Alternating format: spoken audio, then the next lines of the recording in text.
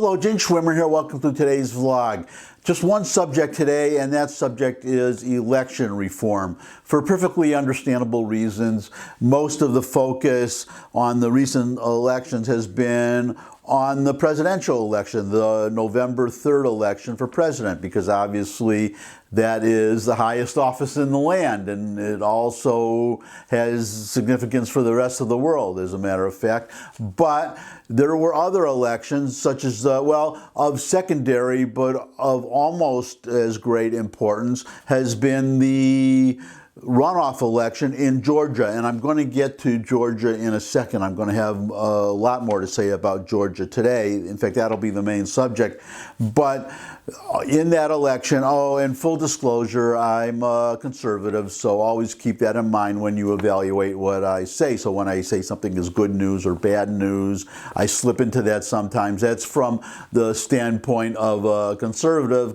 It could be bad news for Democrats and liberals.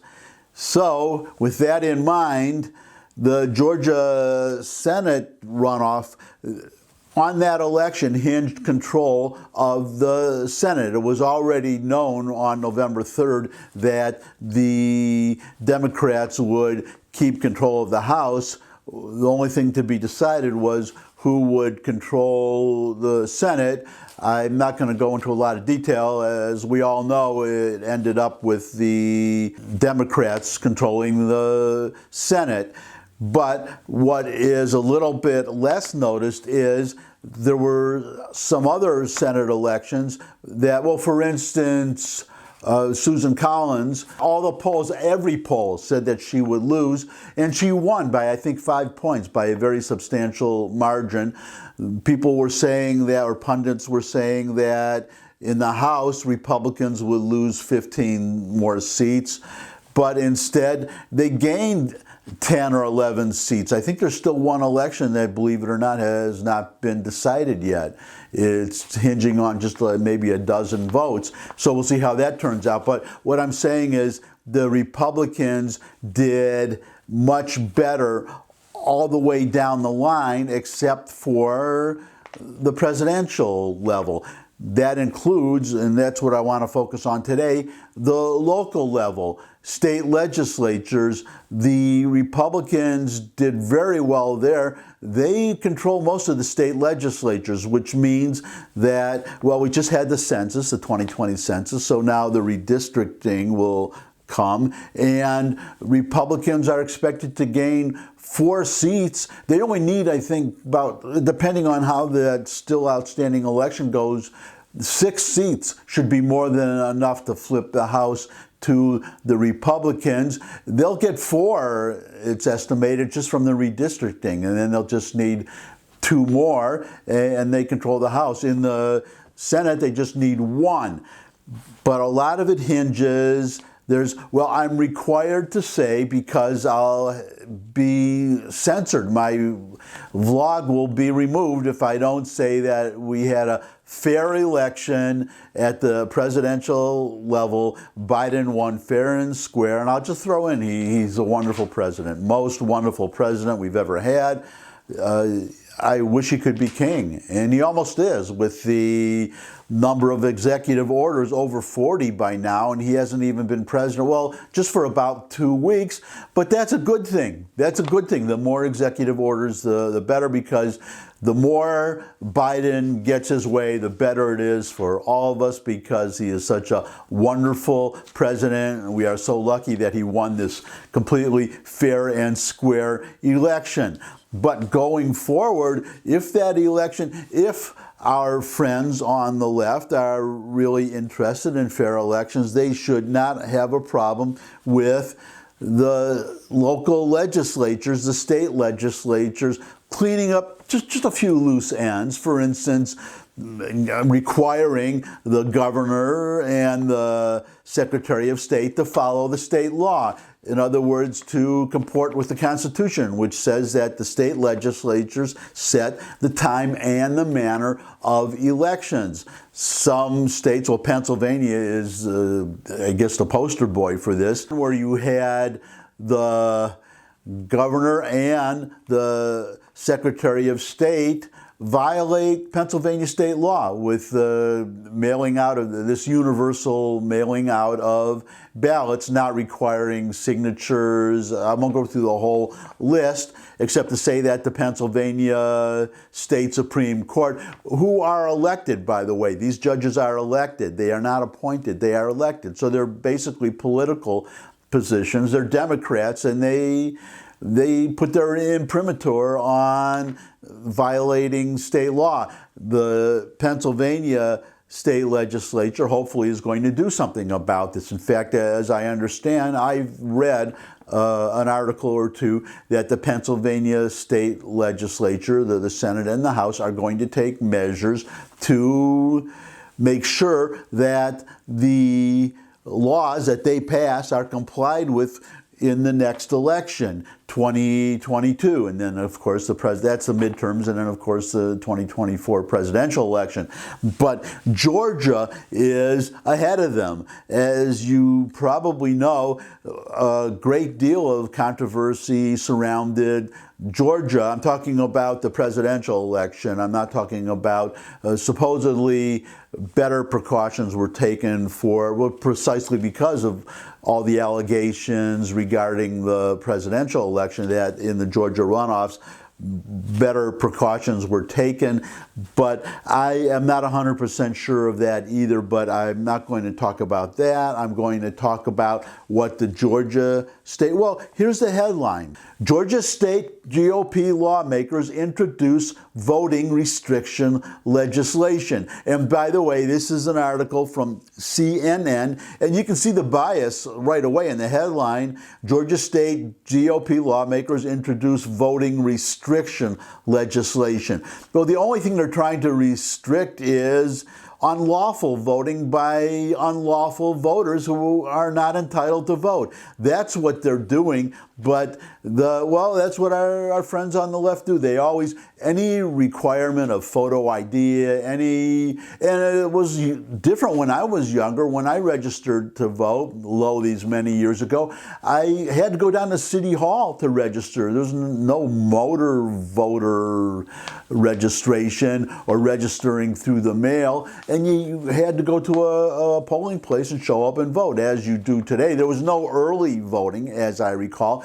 Everybody showed up on the same day, because I oppose early voting too, by the way. I think it's a bad idea because of, we saw this. I actually did a video earlier of a woman, a liberal woman who was going to the polling place. She was very forthright that she hated Donald Trump, that she would hate to vote for him, but she did because of the Hunter Biden laptop scandal. This is just one example of what I read in a couple of different places about people who would have changed their vote. They would have voted for Trump had they known about the Hunter Biden laptop scandal. Now, one problem, of course, was that the platforms, the social media platforms, the most notorious example being Twitter.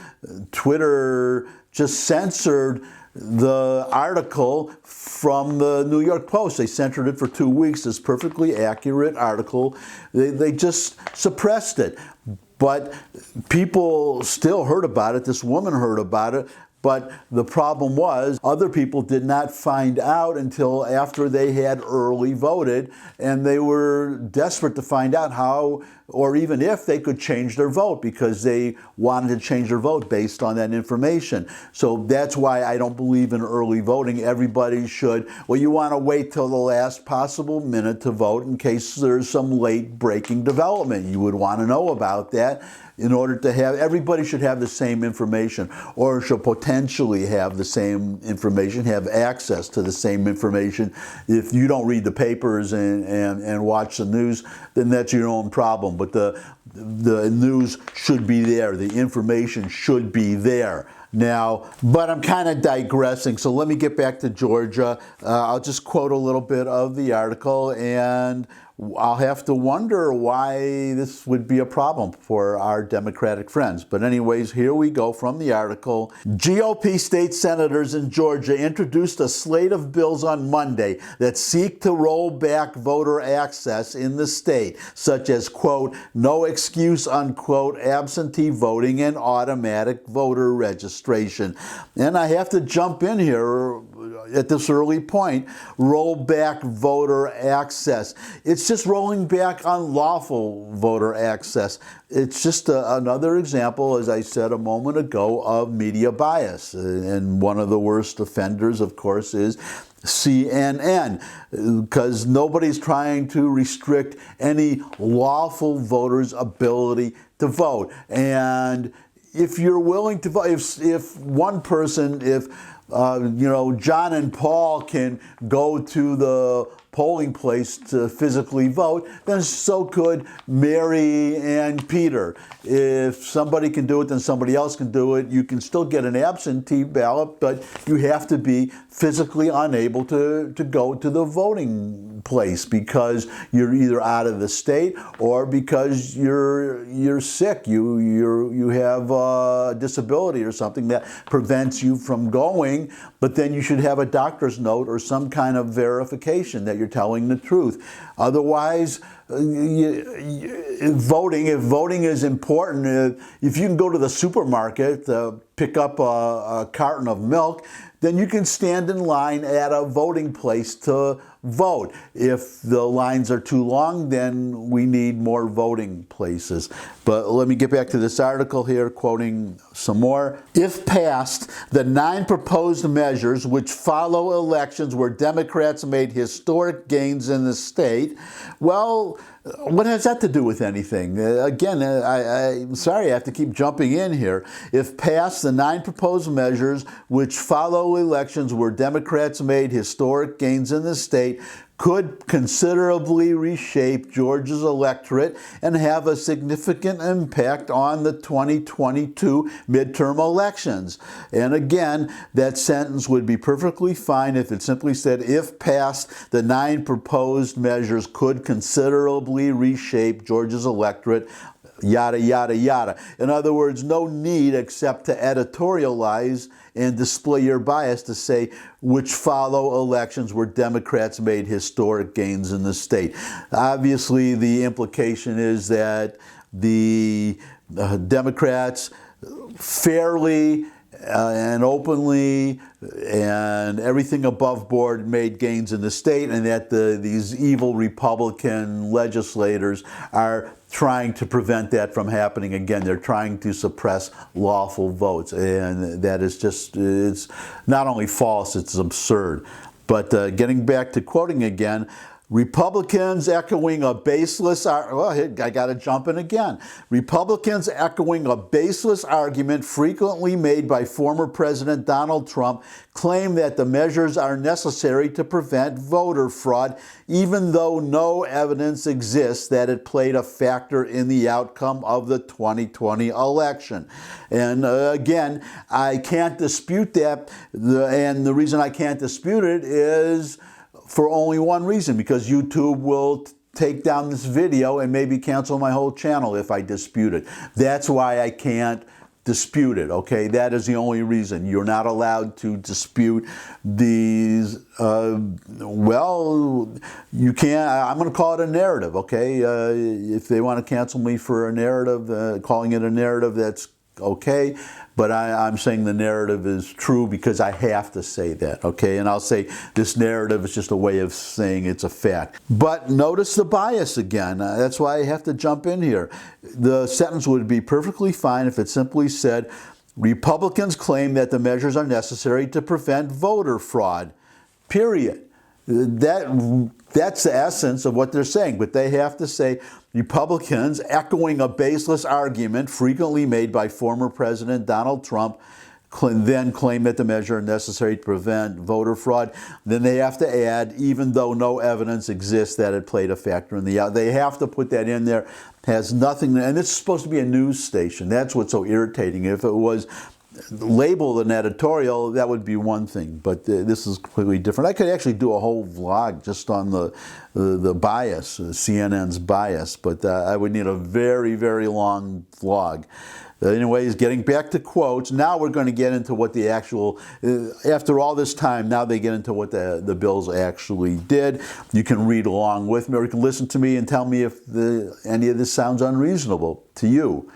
Well, it probably will to a liberal, but if you're not, well, here we go. One of the bills would require an excuse to vote absentee, undoing a 2005 Republican-backed law allowing no excuse absentee voting. And they did it again. Undoing a 2005 Republican-backed law, blah, blah, blah, because they have to put in that Republicans actually passed that law. Okay, that's a fact, but has not. The sentence is perfectly fine with one of the bills would require an excuse to vote absentee, period. Anyways, next sentence. Under the bill, voters would need to be 75 years or older, absent from their precinct, observing a religious holiday, have a physical disability, be required to provide constant care for someone with a physical disability, or required to work, quote, for the protection of the health, life, or safety of the public during the entire time the polls are open, unquote, to qualify to vote absentee. The bills would also ban ballot drop boxes and require voters to provide identification when they request an absentee ballot application. Another one of the bills would limit who can distribute absentee ballot applications to Georgia election officials and campaigns, blocking outside groups and nonprofit organizations from sending applications to voters. So again, what is unreasonable about either of those requirements? Taking the last one, why do you need an outside group or some nonprofit organization to send applications to voters? Get them from the government. I mean, I don't get my license plate renewals from, I go onto a website, I get it from the state of Tennessee. I don't get it from outside groups, and they certainly don't send them to me without me asking for them in the first place, which is the other thing. You want an application, you should ask for it. And if you're going to ask for it, you can ask for it from the state authorities. What they're talking about here is they want these nonprofit groups and outside organizations to just send them out, just blindly send them out to everybody. And I have to mention, go back a little step here, the banning of the ballot drop boxes. I mentioned this in an earlier vlog in the Georgia election, and I'm talking about November 3rd, the presidential election, but there was an outside group, Mark Zuckerberg's group, Mark Zuckerberg, CEO of Facebook and founder of Facebook. He created the program, so, you know, kudos to him. But his organization invested $300 million in, it's supposed to go to the government to help everybody vote, but they targeted specific areas, and one thing they did was to proliferate these ballot drop boxes so that if you lived in a Democratic majority area, you were within a mile of a drop box, basically within walking distance. But if you were, I think there's something like 4,000 drop boxes in the Democratic areas. In the Republican areas, they were 11 miles apart, 11 miles apart. So if you wanted to find a ballot drop box, you very often would have to get in your car and drive. So that obviously is what they want to prevent. Also, they want to prevent, you don't want ballot box stuffing, then why would you want drop box stuffing? And, well, they had observers watching, as I understand it, the drop boxes in the runoff elections, but why have the drop boxes at all? It's not needed, especially if you're going to have these requirements for an absentee ballot. Well, just show up and vote. Show up and vote. And if not, then the number of people requesting absentee ballots would be so small, and they would have to provide ID, remember, to verify who they are. I would have added a notarization requirement also on the signatures. But anyways, so I don't see any problem there. Here's some more. Other measures introduced by state Republican lawmakers would expand poll watcher access, prohibit new Georgia residents from voting in runoffs, and mandate monthly updates to election officials of voters who have died. So again, this is just to prevent what would be obvious fraud. I don't know why any Democrat, if they want a fair election, would object to this. Other measures expand poll watcher access. I saw film or video of Michigan and Pennsylvania in Michigan, never mind poll watchers not being let in, but being let out to the applause of the poll workers, Republican poll watchers being led out by the police. And in Pennsylvania, I saw a poll watcher showing they denied him access. He had to get a court order. He showed up with a court order and showed it, and they still wouldn't let him in. So I don't see, they just want to make sure that the poll watchers get in there. My suggestion, as I said in an earlier vlog, would be to require you have a Republican and a Democratic poll watcher, and each one required to initial each ballot to prove that each ballot was observed and actually handled by the watcher to see if the paper was the right paper and not just something run off on a copy machine. So I see nothing wrong with that. And then the prohibition of new Georgia residents from voting in runoffs, that's to prevent what Democrats actually advocated. They advocated people moving into Georgia, out-of-state people moving into Georgia for the sole purpose of voting in the runoff. So they just want to prevent that. And why would you not want to prevent that if you want an honest election? And then monthly updates to election officials of voters who have died. Why would you want dead people voting? And if you don't want dead people voting, what's wrong with updating the list every month? But the Democrats are protesting that. And the fact that they're protesting that says a lot about how they really feel about fair elections. What they basically want is illegal immigrants. They want everybody to be able to vote. That's, as long as they vote for Democrats. And that it's very interesting that they believe that people who don't have ID and who are in the country illegally and for other reasons are unlawful, are not allowed to legally vote. Why Democrats apparently believe that these people would overwhelmingly vote Democratic. It's, I'll just let that stand there. You can draw your own, I would say, patently obvious conclusions. And then you could give me a thumbs up if you like this video. Share it with anybody you think would also like the video. Got any comments? You can put them in the comment section below the video. Questions, suggestions for future topics. You could subscribe. I love getting new subscribers. You can visit my music channel. I have a separate music channel. There's a link in the description where you can listen to great music created and performed by yours truly. I appreciate the time that you spend with me on these vlogs, that you take your time out from your busy life to watch my vlog. I really appreciate it, and I would love to see all of you again. Until I do see all of you again, bye.